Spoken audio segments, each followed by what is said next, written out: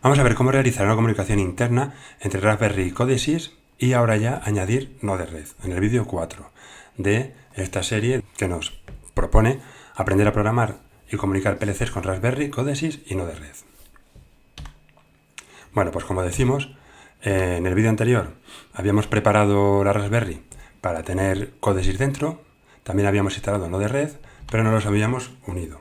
Ahora en este lo que vamos a hacer va a ser realizar un programa, establecer una comunicación Modbus y definirla tanto en Codesys, que va a ser el servidor, como Node Red, que va a ser el cliente, o el esclavo y el maestro, aunque el tema de esclavo, la palabra esclavo ya creo que está un poco fuera de lugar en este ámbito.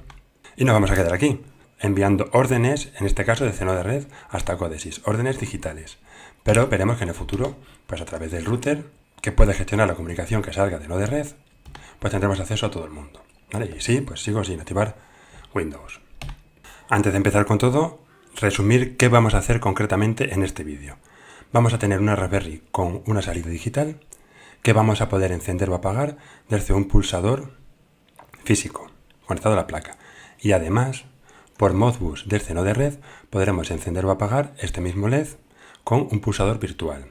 Para eso haremos un programa que es una salida como bobina que se podrá encender en paralelo desde Node Red con una entrada virtual o con una entrada física. Bueno, pues vamos a ver cada parte. Primero vamos a ver conocimientos y trabajos previos, luego el cableado y direccionamiento de la Raspberry como PLC, configuración del servidor Modbus en Codesys y su direccionamiento. Repito que Codesys va a ser el servidor. Realizaremos la elaboración del programa en Codesys, la automatización muy simple. Conectaremos Codesys con Raspberry y cargaremos el programa. Configuraremos Node Red como cliente en Modbus y crearemos unos flujos en Node Red que nos permitan pues intercambiar datos entre un panel gráfico o dashboard y Codesys para activar una salida digital, como veremos. Entonces, para ponernos un poco en situación, lo que llevamos hasta ahora en esta saga, como si fuera Star Trek, esto es un vídeo cero de presentación de lo que vamos a hacer en todo el curso. Un vídeo primero de conceptos básicos en el que pues se usan conceptos por los que yo ahora voy a pasar un poco más por encima, lo voy a hacer todo, pero sin entrar en mucho detalle de todo, porque aquí está más explicado. Tenemos otro vídeo en el que se enseña cómo instalar Raspbian, o lo que ahora se llama Raspberry OS, el sistema operativo de Raspberry, cómo instalar Node Red. Y aparte, aunque no vamos a usar Mosquito de momento, pues también ahí se puede instalar Mosquito, que es un servidor MQTT. Veíamos en el vídeo anterior a este, pues ya cómo utilizar una Raspberry como PLC desde el comienzo, cómo realizar la instalación y una primera carga completa, todo por Wi-Fi. Como vemos, ahora lo que vamos a hacer va a ser añadir la parte de comunicación con Node Red. Para entender más, si alguien quiere, puede ver en este vídeo pues, un poco los fundamentos de Modbus, por los que yo paso más por encima. Y también recordar que este vídeo que estamos haciendo se puede sustituir la Raspberry por un ordenador con Windows, con el runtime de Windows, y trabajar con el ordenador como un soft PLC, como si fuera el propio Windows un PLC, en lugar de utilizar una Raspberry, que ya es una SBC, un mini ordenador. Quiero decir con esto que el que no quiere hacer el curso este con una Raspberry, como decía en la presentación, lo puede llevar a cabo haciendo todo desde el propio ordenador. Lo que pasa es que tiene que cambiar alguna cosilla, que podemos ver en dudas. Bueno, primer punto, cableado y direccionamiento de la Raspberry. Pues recuerdo que este es el formato de las Raspberry más grandes, por decirlo así, el formato tradicional, aunque luego hay muchos otros. Esta sería la 3, 4 o 5 que están permitidas para Codesys. Y esta es la Raspberry Pi 0W, que en el mismo formato y tamaño tenemos la Raspberry Pi 0W2, que como decía, conceptos básicos, vale unos 20 euros, es muy potente, es de 64 bits y nos permite trabajar con Codesys por Wi-Fi de forma muy eficaz y muy interesante. Yo la que estoy utilizando, pero podéis utilizar cualquier otra, porque el pineado, así como el funcionamiento en Codesys, pues es común para para distintos tipos de placas de Raspberry. Bueno, este es el cableado que vamos a utilizar en este vídeo, que es justo el que utilizaba en el vídeo de conceptos iniciales básicos para explicar salidas y entradas digitales en Raspberry. Vamos a utilizar el GPIO 26 como salida digital y un LED como salida luminosa que nos indique pues, que está encendido o apagado el pin, el GPIO, que estamos utilizando como salida, con una resistencia de unos 220 ohmios, 330, limitadora de intensidad, que va siempre en serie con un LED. Por otro lado, tenemos un pulsador que, como decía en el vídeo que he citado ya 20 veces, no es un pulsador normal, ya que las entradas no están autoacopladas, ni estamos utilizando resistencias internas en la placa, porque Codesys no permite definirlas desde su entorno. Entonces tenemos una configuración de pulsador pull-down. Eso quiere decir que le pongo una resistencia alta de unos 10 kiloohmios a 0 voltios, para que cuando yo no activo el pulsador, mi entrada tiene 0 voltios y cuando lo activo, mi entrada tiene 3,3. Por tanto, detecta una diferencia de tensión, una tensión de trabajo lógica de 3,3 voltios. En el GPIO 4. Ya sabéis que si no ponemos este sistema de aquí, los pines no tienen señal de referencia cuando yo no activo el pulsador y por tanto entra en un estado de indeterminación. Bueno, recordad también que cada GPIO o cada pin de Raspberry Pi, la mayoría de ellos, se pueden utilizar como entradas o como salidas digitales. Hay excepciones. Entonces, cada uno de ellos tiene asignado una dirección que va a ser un bit, que forme parte de un byte. Por ejemplo, el GPIO 26 tiene asignado el bit 2 del byte 3. Es una salida, una QX3.2, y el GPIO 4 pues tiene asignado el bit 4 del GPIO, el bit 4 del byte 0 y la I de input, y X0.4. Recordamos que yo los bytes sobre los que trabajo lo puedo cambiar. Esta podría ser la 5.2, la 6.2, esta podría ser la 1.4, pero lo que no puedo cambiar es el bit que se asigna a cada GPIO, que lo hace internamente Codesys, de forma que no se puede modificar. Y por supuesto, recuerda, como vamos a ver ahora, actualizar el dispositivo para tener acceso a más GPIOs. Pues vamos con ello. Bueno, pues abrimos un programa nuevo, como hacíamos, le llamamos como queramos y lo guardamos donde queramos. Yo voy a seleccionar el diagrama de contactos, pero podéis poner cualquier otra, como veis. Y, muy importante, ahora, las versiones SL de Raspberry, decía también en el vídeo de conceptos básicos, son las versiones para uso no comercial. Y la MC, pues, para otros usos. Entonces, vamos a utilizar la de uso no comercial y en mi caso voy a utilizar la de 64 bit, porque tengo una Raspberry Pi 0W2. Si utilizáis la 0W1, tenéis que utilizar esta de aquí, ¿vale? La 3, la 4, la 5, pues podéis trabajar con estas. Pero eso siempre va en consonancia con el sistema operativo que hayáis instalado en su momento sobre Raspberry. Antes de nada, decir que si os habéis equivocado o tenéis un proyecto con una placa con una arquitectura de 64 y queréis pasar a 32, aquí en Device, botón derecho, actualizar dispositivo, os permite cambiar la arquitectura del software sobre el que estáis trabajando. Bueno, lo primero, actualizar dispositivo para que tenga más pines accesibles. ¿Vale? Y ahora, pues vamos a ver qué entradas y salidas vamos a utilizar.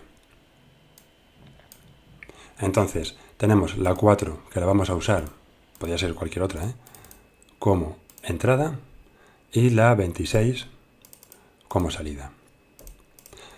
Hay que decir que cuando tú no defines un pin, un GPIO, lo coge por definición, lo coge por defecto como entrada. Eso quiere decir que si no tenéis nada conectado, ninguna resistencia ni nada, puede ser que entre en estados de indeterminación y, aunque no lo estéis usando, veis aquí activaciones, que a veces se apagan de forma aleatoria. Eso es precisamente porque no está conectada a la entrada bien. Pero nos da igual porque no la estamos usando, ¿vale? Luego lo vamos a ver en la práctica. Vamos a ver que aquí, la asignación de GPIOs como entradas y salidas, nos propone empezar en la doble palabra 0 para las entradas y para las salidas. La reserva pone una doble palabra en lugar de una palabra porque hay más de 16 hepios. ¿Vale? Pero bueno, ahora a nosotros nos da un poco igual. El caso es que tenemos el bit 4, el hepio 4, como la IX 0.4 y el hepio 26 como la Q3.2. ¿Vale? Empieza en la 0, pasa por el 1 sin llenarlo. Esto no sé por qué lo hace así. 2 y 3. Lo que digo es que podemos cambiar este 0 inicial y que empiece en 5, 6, 7, 8, pero no podemos cambiar esta asignación de bit que va haciendo él. De forma, no lo sé. Bueno, pues una vez que tenemos ya esto, pasamos al siguiente punto, que es configurar el servidor Modbus en Codesys. Y vamos a ver su direccionamiento y tener cuidado para que no se pisen entre ellos.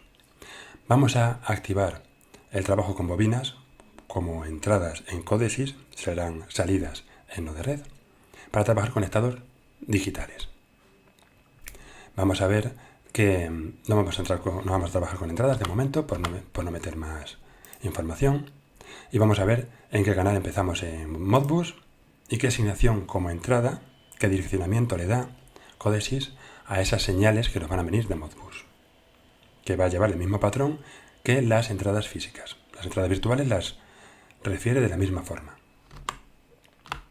Bueno, entonces vamos a venir a device, pues aparato, vamos, o dispositivo, agregar dispositivo,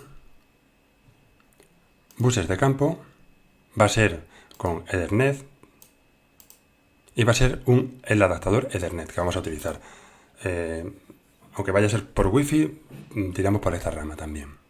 ¿Vale? Nosotros lo vamos a hacer con Wi-Fi. En este caso yo tengo una Raspberry Pi 0W2, pero que funciona con Wi-Fi, pero si fuera una Raspberry 3, pues sería igual, solo que la conexión le entra por Ethernet. ¿Vale? Veis que ya hemos creado Ethernet. Ahora aquí vamos a decirle que va a trabajar con Modbus TCP/IP y no con otro. Agregar dispositivo. Veis que tenemos también Profibus y demás. Bueno, Modbus y Modbus como esclavo. Mejor dicho, como servidor. Vale. Pues ya está. Ahora entramos en Modbus como servidor y vemos la pantalla que veíamos antes en el PowerPoint. Nosotros en el vídeo con Windows, que tengo parecido a este, lo que hacemos es trabajar con holding registers y enviar datos enteros, con un tamaño de palabra. En este no, en este vamos a trabajar con valores digitales, booleanos y XQX. ¿Qué vemos aquí? Que él, veis que reserva 10 palabras para holding register y 10 palabras para registros de entrada. Entonces, eso quiere decir que desde la IW0 hasta la IW9 quedan palabras ahí reservadas y desde la Q0 a la Q9 para trabajar con valores enteros por Modbus que nosotros ahora no vamos a utilizar y que además estas direcciones se nos pisan, se solapan con las de los hepios. Eso habrá hecho seguramente, sí, que los hepios, fijaros, que antes empezaban en el 0, ahora los ha movido a la doble palabra 5, es decir, al byte 20. ¿Vale? Esto todo tenemos que rehacerlo. Entonces, vamos a verlo. Esto a nosotros no nos interesa. Nosotros querríamos que aquí hubiera un 0. Pero no me deja. Por alguna razón, reserva obligatoriamente 2 palabras. Para holding register y para registros de entrada. ¿Veis? Lo pone automáticamente. Eso quiere decir que va a haber 2 palabras que van a estar ocupadas sí o sí. ¿Vale? Entonces, cuando nosotros ahora añadamos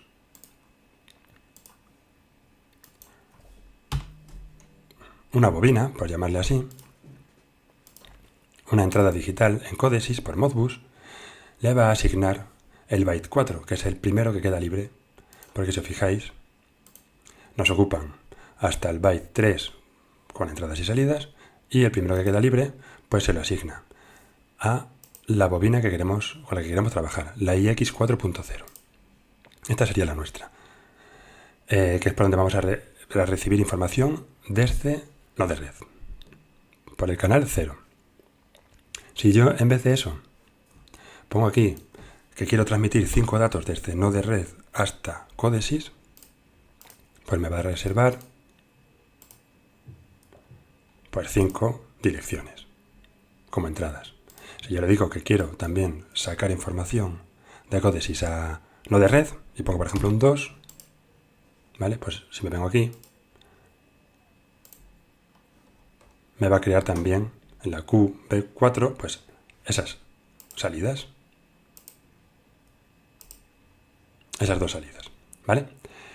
Bueno, nosotros vamos a trabajar de momento con una, que va a ser la que tenga la orden de encender o apagar el LED, y aquí con 0. Y por otro lado, ¿en qué punto queremos que empiecen las bobinas? ¿En qué dirección? ¿En la dirección 0? 0, 1, 2, 3, 4.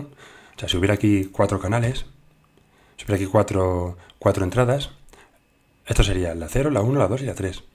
Como yo tengo solamente una, pues va a estar en la 0. Las entradas discretas pues también serían en la 0. Y ahora, los registros de los holding registers empiezan en la 40, en la 40.001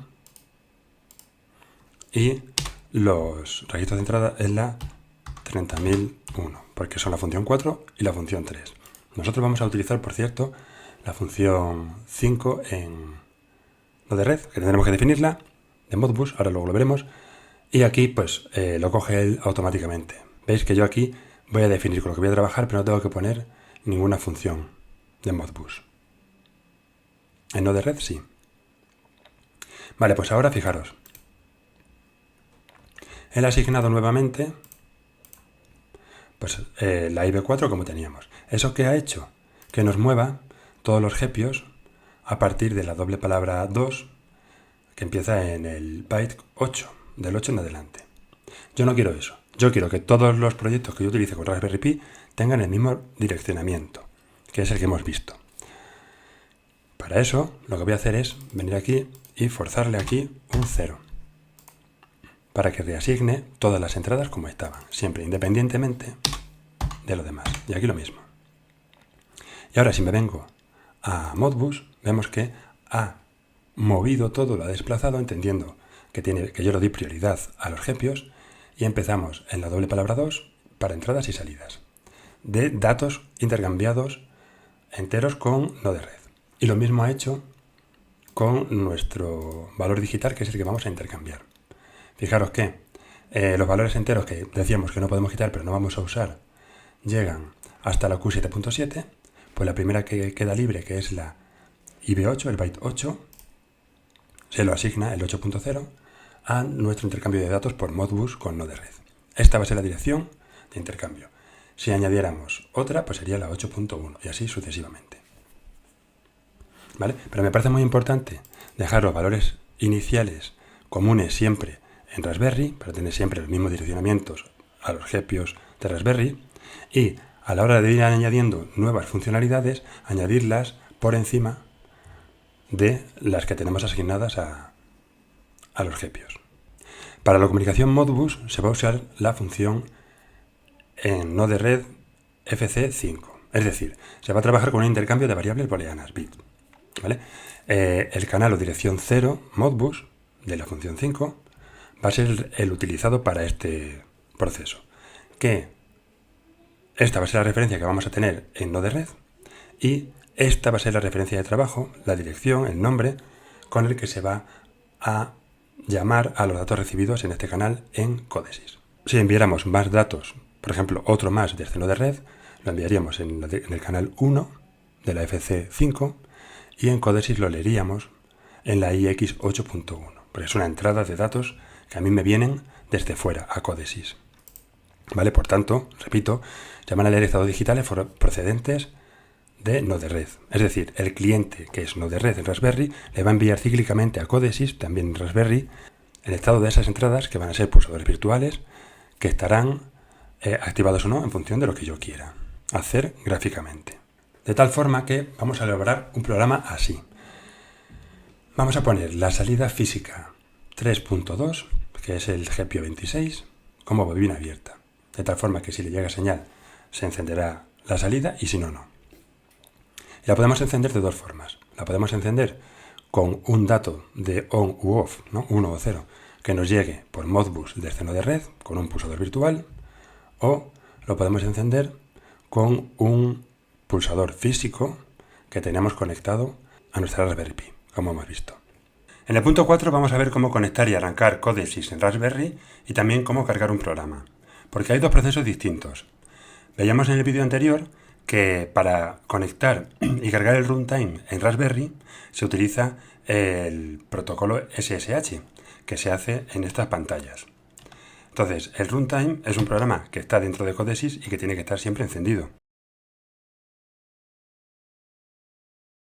Entonces, eso es lo primero que tenemos que comprobar. Una vez que el runtime está encendido, que para la Raspberry Pi 02W, cuando lo enciendas una vez ya se queda siempre, para la 3 también, pero para la Raspberry Pi 01W, el runtime hay que encenderlo cada vez que desconectas la placa, cada vez que le quitas la alimentación, ¿vale? Por tanto, hay que asegurarse que el runtime está encendido para que esto funcione. Lo que es ya la propia carga de la automatización que tú has hecho sobre Raspberry, eso lo hace de otra forma. Conecta a través de un gateway o una pasarela con el protocolo que es propiedad de Codesys C3P, que es un protocolo que está hecho de forma optimizada para la carga de programa y las pequeñas funciones que lleva. Vamos a verlo porque es muy sencillo. Esto lo explico sobre todo para que sepáis lo que se está haciendo. Si venimos a Device, aparato, tenemos la pantalla que habíamos antes, en la segunda diapositiva que he mostrado. Entonces aquí en Examinar red, vemos que no aparece. Eso quiere decir que aunque yo ya he encendido la Raspberry y la he conectado a la misma red Wi-Fi a la que tengo conectado a mi ordenador, pero no tiene encendido el runtime de Codesys. O sea, es como si ese programa yo no lo hubiera abierto. Como si lo hubiera abierto, pues, el LibreOffice, por ejemplo. ¿Vale? Entonces lo primero que tengo que hacer es herramientas, aquí, conectar con la placa e iniciarlo. ¿Cómo sé yo? Esta es la IP de mi placa. ¿Cómo sé yo cuál es la IP de la Raspberry? Porque la Raspberry tiene una asignación que depende del router. En la configuración no hemos asignado una IP fija. Entonces, si nosotros lo ponemos así, según viene, le damos a escanear, este escanea varias. Esta va a ser la Raspberry, pero vamos a ver por qué. Para eso hay varios programas. Está, por ejemplo, Advanced IP Scanner, que lo he utilizado algunas veces, pero hay otro que me gusta más, que es este de aquí, que es el Wireless Network Watcher, que es gratuito, es un ejecutable, no hace falta instalarlo. Entonces tú te conectas a la red de la Raspberry, le das doble clic y eso lo arranca. Me está detectando, está buscando en distintas IPs. Tenemos la IP del propio router, la IP de mi ordenador y la IP de Raspberry. Y aquí me asegura que es la Raspberry. De todas formas, si yo sé la MAC de Raspberry, también puedo confirmarlo. Está en la 102, ¿vale? Pues también podéis acceder a vuestro propio router y mirar ahí las conexiones. Vale, pues pongo aquí la dirección. En la puerta 22, que viene por defecto, y aquí el nombre de usuario que has puesto como acceso a tu placa para acceder por SSH, como digo, aquí, que es el mismo proceso por el que instalamos. Ahora vamos simplemente a arrancarlo por primera vez. Le digo que la mayoría de las placas, arrancarlo una vez ya vale, aunque la desenergices. Vale, una vez que ha conectado, venimos a operación y vemos que estaba detenida. Le damos a iniciar todo. Cuando te lo instalas, te lo inicia y normalmente se queda por defecto, como digo, en ejecución. Pero bueno, para que veáis cómo va el proceso, yo de eso ya me olvido y ahora aquí en Examinar red, en Device, ahora ya sí me aparece, ¿vale? Entonces, por SSH comunica para una serie de cosas y por C3P para otra serie de cosas, que es la carga habitual. Ahora ya no me está pidiendo las credenciales de antes propias de Raspberry. Ahora me está pidiendo las credenciales de como usuario administrador de este programa, que son las que yo puse pues cuando creé un administrador, que es el que coge por defecto siempre que yo abro un programa nuevo si no lo cambio, ¿vale? ¿Veis? Pues ahora ya está conectado. Vale, ahora vendríamos aquí a programa. Yo ya lo he hecho para ahorrar tiempo. He puesto un contacto que va a ser Modbus, que va a activar la salida en abierto, como bobina abierta, o un pulsador. Vale, ya está. Pues le daría aquí a cargar.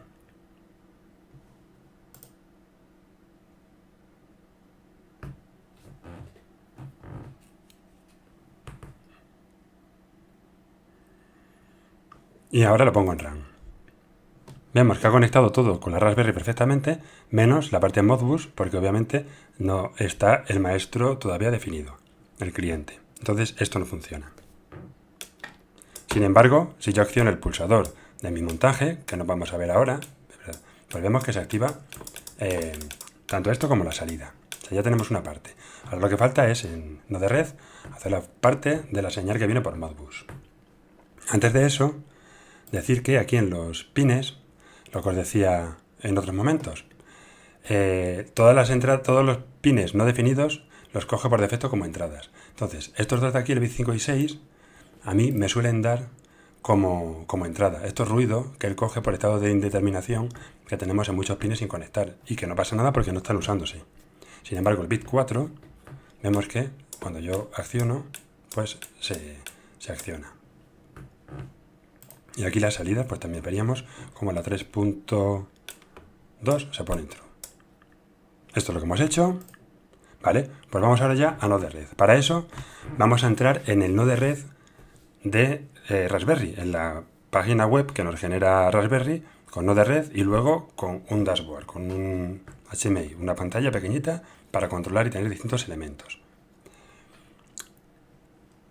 Para ello, pues me voy a mi navegador y pongo la IP de mi Raspberry con el puerto 1880, que es el puerto de Node-RED. Y así va a entrar a la Raspberry que está en esa dirección, que es la 192, para mi caso, 168.0.102.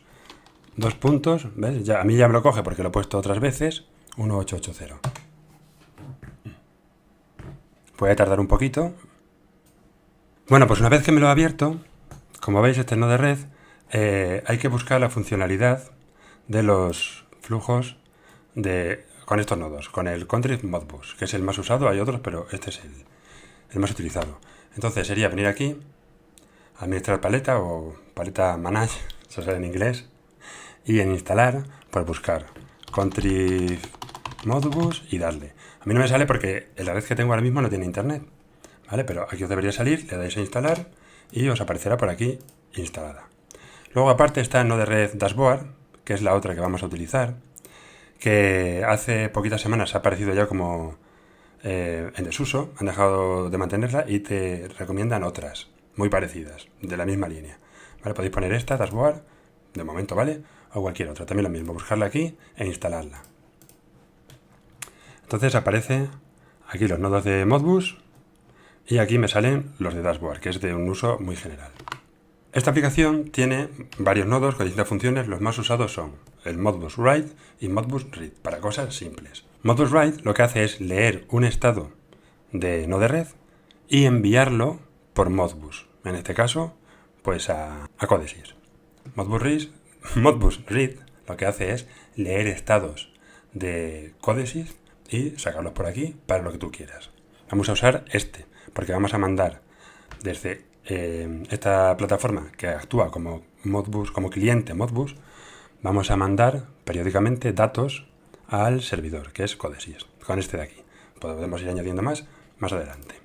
Vamos a utilizar, por tanto, la función FC5 de Modbus, que es forzar el valor de una salida digital, de una bobina tradicionalmente. En Codesys, pues está utilizando la de leer bobinas. Si os fijáis, está utilizando muchas, todas juntas, no te pregunta cuál quieres poner, sino que tiene varias activas y él lee lo que tú le mandas según le aparece en Codesys. No viene aquí ningún punto en el que tú configures como esclavo en qué estás trabajando. Sin embargo, cuando te pones tú como maestro, sí que tienes que establecer las funciones con las que quieres trabajar.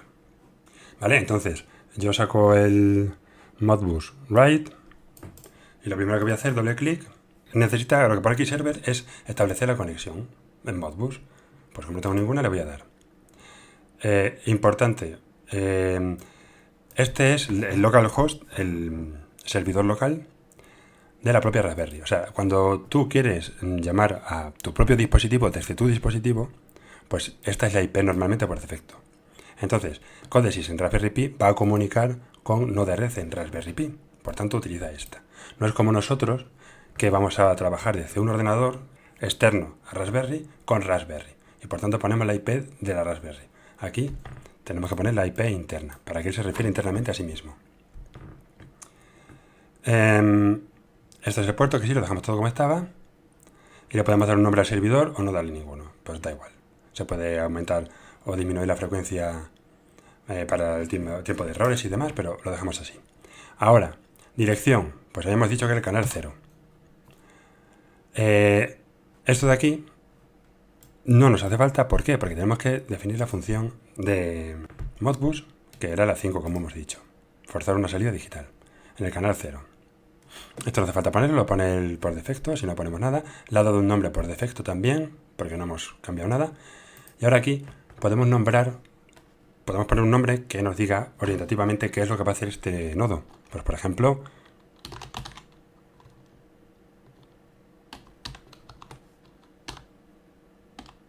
envío del valor que va a ir a la IX 8.0. Desde aquí enviamos en el canal 0 de Modbus y en Codesys lo leemos y lo almacenamos en la IX 8.0. Pues ya tenemos un primer nodo hecho, que va a ser el que utilicemos. ¿Qué dato vamos a mandar? Pues un dato con un interruptor virtual, que va a mandar, así de sencillo en Node-RED, que va a mandar un true o un false. Si le damos aquí, viene por defecto enviar datos booleanos, encendido o apagado, 1 o 0. ¿Qué es lo que pasa? Que hay que asignarle un dashboard. ¿Vale? No tenemos ninguno hecho. Entonces, simplemente con darle a añadir uno, él te añade. Dentro de un dashboard tenemos que tener una pestaña. Tampoco tiene ninguna, pues añadimos una por defecto. Ya está. Esto es básico de Node-RED.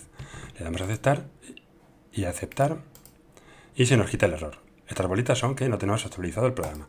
Le damos a instanciar y él va a cargar desde nuestro ordenador en el navegador a Node-RED de la Raspberry, pues el programa. ¿Vale? Que en principio pues ya está cargado.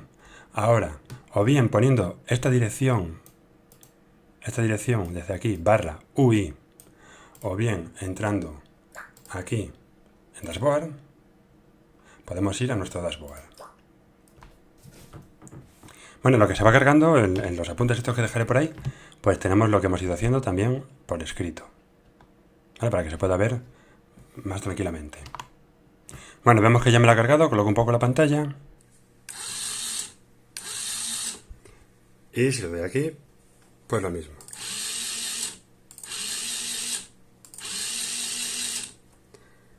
Vale, última cosa, sin entretenerme mucho, ¿por qué he puesto yo un switch, un interruptor y no un pulsador? Pues porque esto lo que va a hacer es mandar, si yo pongo un pulsador, algo así, esto lo que hace es mandar un true, y cuando yo suelto nada. Entonces el programa se me queda activo en encendido todo el rato. Tengo que mandarle otra orden que me diga que no, que es un pulso solamente. Entonces eso lo tengo por aquí. Hay distintas formas de hacerlo.